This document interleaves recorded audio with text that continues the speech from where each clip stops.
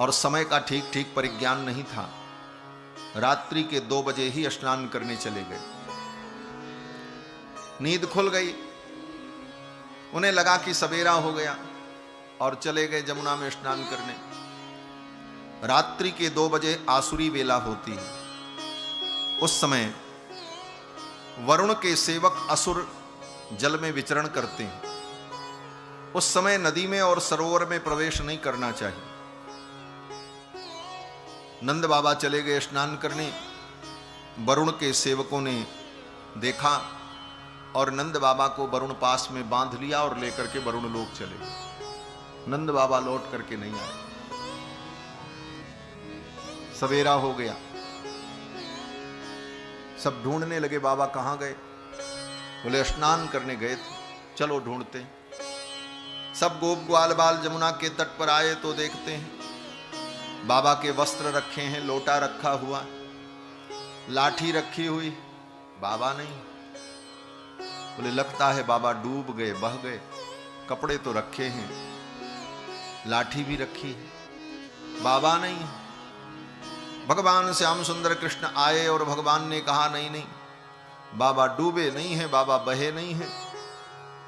मैं जा रहा हूं, बाबा को लेकर के आता हूं। बाबा को वरुण देवता के सेवक ले गए हैं और भगवान सीधे वरुण लोक पहुंचे। भगवान कृष्ण, वरुण देवता ने जब भगवान को आते देखा तो दौड़ करके साष्टांग प्रणाम किया। नमस्तुभ्यं भगवते ब्रह्मणे परमात्मने, न यत्र श्रूयते माया लोक सृष्टि विकल्पना। हे भगवान, मैं आपको प्रणाम करता हूं।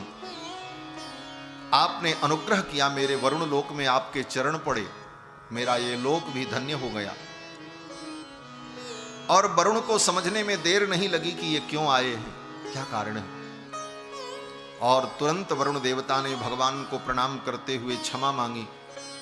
वरुण देवता ने कहा कि अजानता मामकेन मूढ़ेना कार्यवेदिना, आनीतोयम तव पिता तद्भवान क्षन्तुमर्हति। हे भगवान, ये मेरे सेवक बड़े मूढ़ हैं, बड़े मूर्ख हैं। इन्होंने बहुत बड़ी मूर्खता की, आपके पिता को पकड़ ले आए। मैं क्षमा मांगता हूं आपसे, क्योंकि सेवक अगर कोई अपराध करे तो वो अपराध स्वामी का अपराध ही माना जाता है। भृत्यापराधे सर्वत्र स्वामिनो दंडमिष्यते। सेवक के अपराध करने पर वह अपराध उसके स्वामी का ही माना जाता है, क्योंकि सेवक स्वामी के अधीन होता है। वरुण देवता ने कहा मैं क्षमा मांगता हूं।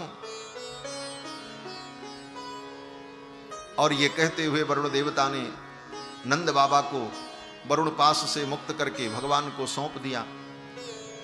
भगवान ने वरुण देवता को आशीर्वाद देकर नंद बाबा को लेकर के वरुण लोक से आए।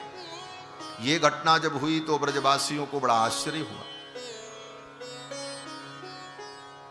भगवान के सभी सखाओं ने, ब्रजवासियों ने भगवान से कहा कन्हैया, कोई मृत्युलोक का प्राणी किसी दूसरे लोक में चला जाए और वहां से फिर चला आवे, ये बड़ा असंभव काम है, ये तो संभव नहीं है। और तू वरुण लोक गया और बाबा को लेकर के आ गया, और बाबा बता रहे थे वरुण देवता ने तुमको दंडोत की, हाँ, तुम्हारी पूजा की। कन्हैया, तू हमारे बीच में रहता है, खेलता है, खाता है, लेकिन तू कोई अद्भुत लोक से आया है। तेरा लोक कोई दिव्य लोक होगा, क्योंकि तू इस लोक का नहीं है। तेरे अंदर जो दिव्यताएं हैं, ऐसा लगता है कि तू किसी विशेष लोक से तेरा आगमन हुआ है इस धरा पर। आज मैं जानना चाहता हूं कि तू किस लोक से आया है। बड़ी ही सहजता में ब्रजवासियों ने भगवान से पूछा, तो उतनी ही सहजता में भगवान ने कहा, हां भैया, मैं जिस लोक से आया हूं, मेरे लोक का नाम वैकुंठ है। सब सखाओं ने कहा, भैया उस लोक की क्या विशेषता है? भगवान ने कहा, उस लोक का दर्शन सबको नहीं होता है। यद्धि पश्यन्ति मुनयो गुणापाये समाहिताः। वेदव्यास जी कहते हैं जब कोई महामुनि ज्ञानी महापुरुष त्रिगुणातीत हो जाते हैं, सतोगुण रजोगुण तमोगुण तीनों से जो निवृत्त हो जाते हैं, ऐसे त्रिगुणातीत पुरुषों को, योगियों को, सिद्ध पुरुषों को मेरे उस लोक का दर्शन होता है। सखाओं ने ये सब सुना। सखाओं ने कहा तो कन्हैया हमको भी दर्शन कराओ, तुम्हारे उस लोक को हम भी देखें। भगवान ने कहा अच्छा। भगवान ने कहा आंखें बंद करो। सखाओं ने अपनी आंखें बंद की और उसी समय भगवान ने अपने संकल्प से उन सखाओं को वैकुंठ के द्वार पर पहुंचा दिया। सखाओं ने आंख खोली तो अगले ही क्षण अपने को वैकुंठ के द्वार पर पाया, वैकुंठ का दिव्य दर्शन किया। सखाओं ने कहा भैया ये तेरा वैकुंठ लोक तो अद्भुत है, दिव्य है। तब तक किसी सखा ने कहा कन्हैया एक बात बतावें। ये बताओ। सखा ने कहा भैया ये तेरा लोक बहुत अद्भुत है, दिव्य है, लेकिन हमारा वृंदावन ही ठीक है। क्यों? बोले यहां तो डर लगता है किधर जाएं, कोई रोक न दे, कोई टोक न दे। हमारा वृंदावन ही ठीक है, चाहे जमुना में गोते लगाओ और चाहे किसी गली में, किसी खोर में, किसी कुंज में चले जाओ, कोई रोकने वाला, कोई टोकने वाला नहीं। हमारा वृंदावन ही ठीक है। हमारा तो मन करता है हमको वृंदावन पहुंचा दो। भगवान ने कहा ठीक है, आंखें बंद करो।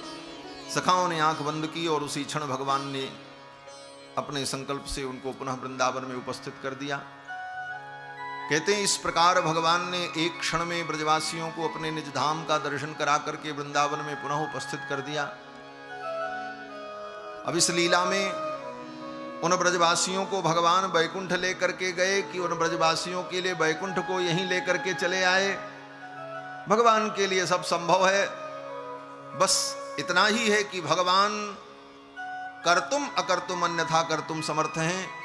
उनके लिए कोई भी कार्य असंभव नहीं। ये असंभव शब्द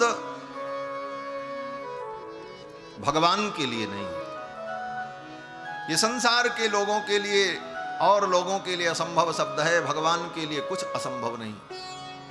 भगवान तो कर्तुम अकर्तुम अन्यथा कर्तुम समर्थ हैं। भगवान की माया ही सब कुछ कर देती है। अघटित घटना पटीयसी भगवान की माया, भगवान के संकल्प से सब कुछ करने में समर्थ है। इस प्रकार भगवान ने उन ब्रजवासियों को अपने दिव्य धाम का दर्शन कराया। इसके बाद कथा आती है कि भगवान ने रासलीला के माध्यम से कामदेव के मान का मर्दन किया। कामदेव को भी बड़ा अहंकार हो गया कि मैंने सबको जीत लिया है। और वास्तव में कामदेव ने जब उग्र रूप धारण किया तो बड़े बड़े ऋषि मुनि महात्मा भी काम के परवश हो गए। भगवान शंकर की समाधि को भंग करने के लिए कामदेव ने जब अपने प्रचंड रूप को प्रकट किया तो बड़े बड़े ऋषि मुनि महात्मा भी उस काम के प्रभाव से प्रभावित हो गए। गोस्वामी तुलसीदास जी महाराज लिखते हैं, भय काम बस जोगी तापस पावन की को कहे।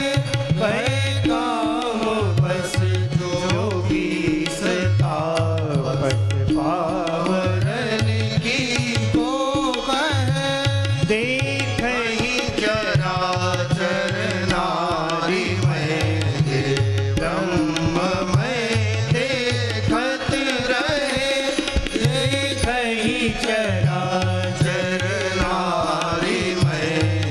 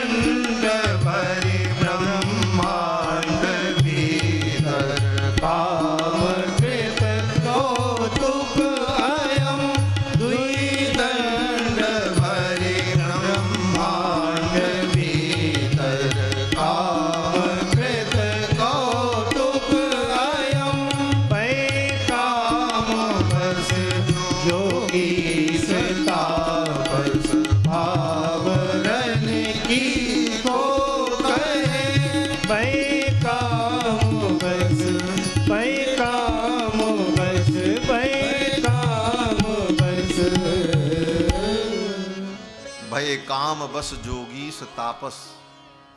बड़े बड़े जोगी तपस्वी भी काम के परवश हो। काम को जीतना इतना सरल नहीं। हां, भगवान की कृपा हो तो संभव है। आगे गोस्वामी जी लिखते हैं कि धरे न काहू धीर सबके मन मन सिज हरे, और जे राखे रघुवीर ते उबरे ते ही काल मह। उस काल में भी भगवान की कृपा जिनके ऊपर थी वो बच गए। ऐसा नहीं है कि काम ने सबको जीत लिया। काम को जीतने का यही मूल मंत्र है। अपनी बुद्धि और विवेक पर भरोसा मत करो, भगवान पर भरोसा करो। तुम अपने विवेक, बुद्धि और त्याग से काम को नहीं जीत पाओगे। काम को जीतने के लिए राम की कृपा होनी चाहिए। वो कृपा होगी तभी जीत पाओगे।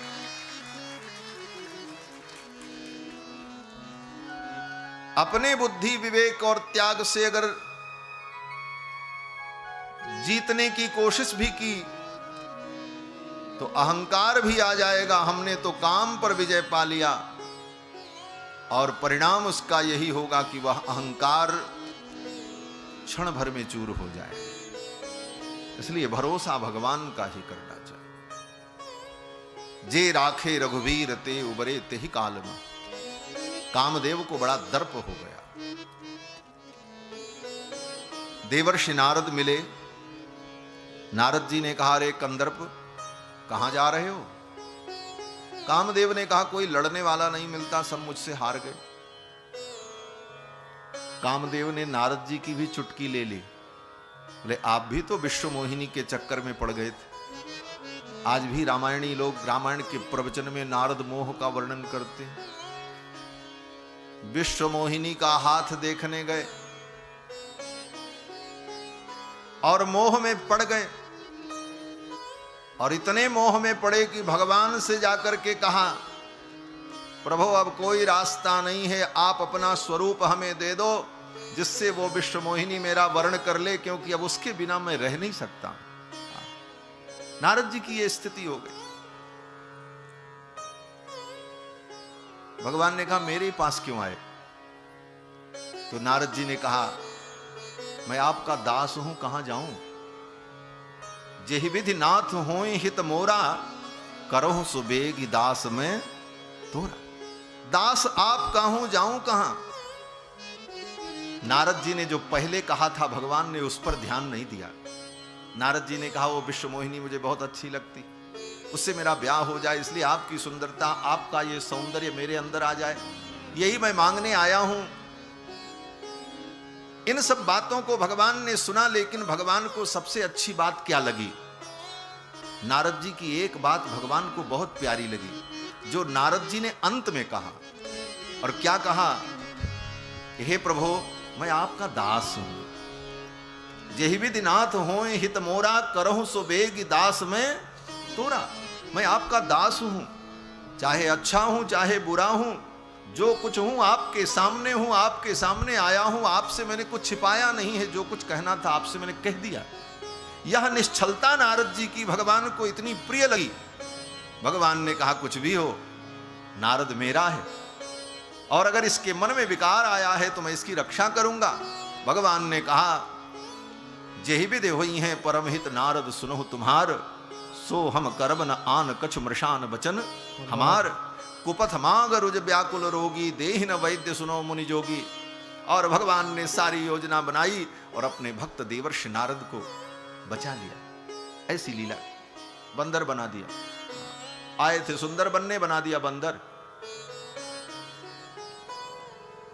भगवान ने सोचा, आज मैं अपने नारद को अगर सुंदर बना दूंगा तो मेरा नारद जीवन भर के लिए बंदर बन जाएगा। आज अगर सुंदर बना तो ये जीवन भर के लिए बंदर बनेगा। क्यों? बोले, जो ब्याह के पहले ही इतना आसक्त है और इसका ब्याह हो गया तब तो फिर इसकी लुगाई इसको नचाएगी। नाचई नट मरकट की नाई, भगवान ने सोचा आज अगर सुंदर बनाया तो मेरा नारद सदा के लिए बंदर बन जाएगा, लेकिन आज अगर एक दिन के लिए मैं अपने नारद को बंदर बना दूं तो मेरा नारद सदा के लिए सुंदर रहेगा। इसलिए भगवान ने नारद जी को सुंदर नहीं बनाया, बंदर जैसा चेहरा दे दिया। और जब पहुंचे सभा में तो मरकट बदन भयंकर देखी, बंदर का मुख देखा, विश्वमोहिनी ने तो उधर गई ही नहीं, वो दूसरी तरफ चली गई। और तब तक भगवान आए, विश्वमोहिनी ने भगवान को बरमाला पहना दी और भगवान विश्वमोहिनी को लेकर चले गए। इतनी प्रसिद्ध कथा है। कामदेव ने थोड़ा नारद जी को भी व्यंग किया, लेकिन नारद जी भगवान के परम भक्त हैं, भगवान के मन के अवतार हैं, और नारद जी वही करते हैं जो भगवान की इच्छा होती है। भगवान की संकल्प की इच्छा की प्रतिमूर्ति हैं देवर्षि नारद मानो। नारद जी ने कहा ठीक है तुम विश्व विजयी हो, लेकिन देखो विश्व विजय का खिताब, विश्व विजय का पुरस्कार तो तुम्हें तब मिलेगा जब सबको जीत लो। नारद जी ने, कामदेव ने कहा बचा कौन? नारद जी ने कहा अभी एक बालक बचा हुआ है, 10 वर्ष का बालक है, पढ़ा लिखा भी नहीं, विद्यालय में तो गया ही नहीं, और गोपियों के बीच में ताता थैया करता रहता है, गाय चराता है। अगर उसको तुमने जीत लिया तो मैं मान लूंगा तुम विश्व विजयी हो। कामदेव ने कहा बड़े बड़े मुनि महात्मा तो बचे नहीं, वो 10 वर्ष का छोरा मेरे सामने क्या है? नारद जी ने कहा जाकर के देखो। कामदेव भगवान के पास आया।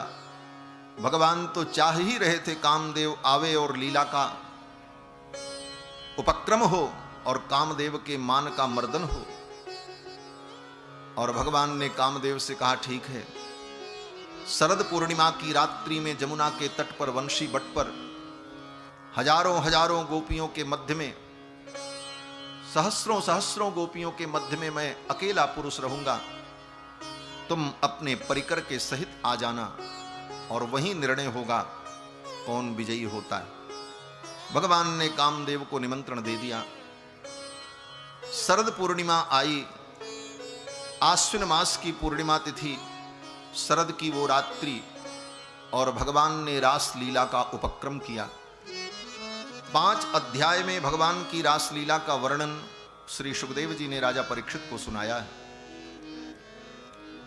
ये रास पंचाध्यायी श्रीमद् भागवत का प्राण है।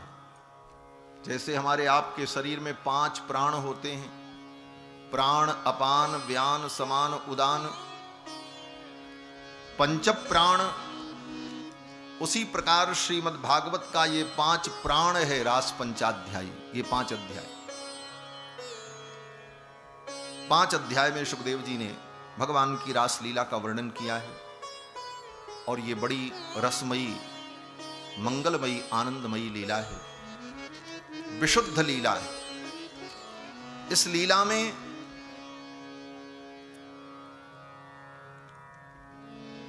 काम का कहीं प्रयोजन ही नहीं। ये काम लीला नहीं है, काम विजय लीला है। इसीलिए भगवान ने इस लीला के पहले ही गोपांगनाओं की देहासक्ति को चीरहरण के माध्यम से दूर किया, क्योंकि देह की आसक्ति होने पर काम क्रोधादिक विकार होते हैं, और देह की आसक्ति समाप्त हो जाने पर कामादिक विकार स्वतः निवृत्त हो जाते हैं। इसीलिए भगवान ने उन गोपांगनाओं को भी इस योग्य बनाया कि रास लीला में काम पर विजय प्राप्त करने में कोई बाधा न हो। आज वो मंगलमयी बेला जब आई तो भगवान ने अपनी योग माया को आदेश दिया, तू सारे उपकरण और सारे संसाधन और वातावरण उपस्थित कर दे। भगवान की योग माया ने सब कुछ सृजित कर दिया। भगवान पिता रात्रि ही शरदोत्फुल्ल मल्लिका वीक्षरंतुम मनश्चक्री योग माया मुपाश्रिता। अपनी योग माया का आश्रय लेकर भगवान ने रास लीला का वातावरण बनाया। योग माया ने सब कुछ रचना रच दी। जमुना के पुलिन पर सुंदर दूर्वांकुर प्रकट हो गए। चंद्रमा की किरणों से पृथ्वी आह्लादित होने लगी। सुंदर सुगंधित वायु प्रवाहित होने लगी। वातावरण अत्यंत मंगलमय मधुर हो गया। मल्लिका की लताएं विकसित हो गईं। सरोवर में कमल पुष्प खिल गए। भंवरे गुंजार करने लगे। संपूर्ण ब्रज जमुना का पुलिन सुंदर दिव्य बन गया। और फिर भगवान ने उन गोपांगनाओं को बुलाने के लिए बंशी बजाई, क्योंकि गोपियां अब आएंगी तभी तो रासलीला होगी। निशम्य गीतम तदनंगवर्धनम ब्रजस्त्रिय कृष्ण गृहीत मानसाः। भगवान ने सुंदर बंशी बजाई और बंशी में सुंदर गीत गुनगुनाया। लेकिन आज भगवान की जो बंशी बजी, इसकी कुछ अलग विशेषता थी। क्या विशेषता थी? बोले अन्य दिनों में भगवान जब बंसी बजाते थे तो वो बंशी की ध्वनि सबको सुनाई पड़ती थी।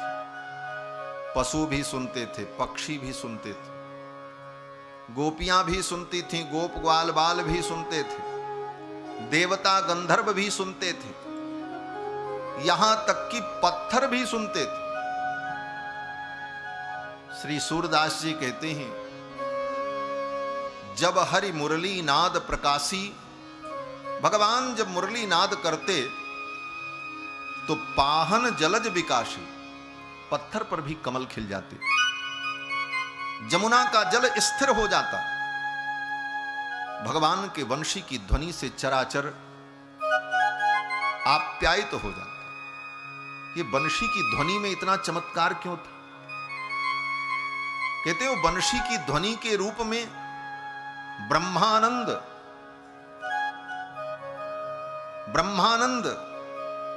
परमात्मा का जो ब्रह्मानंद स्वरूप है, वह ब्रह्मानंद ही बंशी के रव के रूप में निकलकर उन प्राणियों के कर्ण कुहरों से उनके हृदय में जब प्रविष्ट होता तो सबको उस ब्रह्मानंद की अनुभूति होती। इति वेणु रवम राजन सर्वभूत मनोहरम, समस्त भूतों के मन का हरण करने वाला भगवान का वेणु रव ब्रह्मानंद। दूसरे शब्दों में कहा जाए तो भगवान का जो अधरामृत है, वह अधरामृत ही बंशी के माध्यम से ध्वनि के रूप में परिवर्तित होकर ब्रज के समस्त प्राणियों को प्राप्त हो रहा है। इसलिए सभी ब्रजवासी आनंदित होते उस ब्रह्मानंद का अनुभव कर। लेकिन आज जब भगवान ने बंशी बजाई तो आज भगवान की बंशी को केवल गोपियों ने सुना और किसी ने नहीं सुना। भगवान की बंशी भी भगवान के संकल्प से लोगों को सुनाई पड़ी। भगवान चाहें कि ये सुने ये न सुने तो भगवान चाहेंगे वही सुनेगा, जो उसको नहीं चाहे वो नहीं सुने।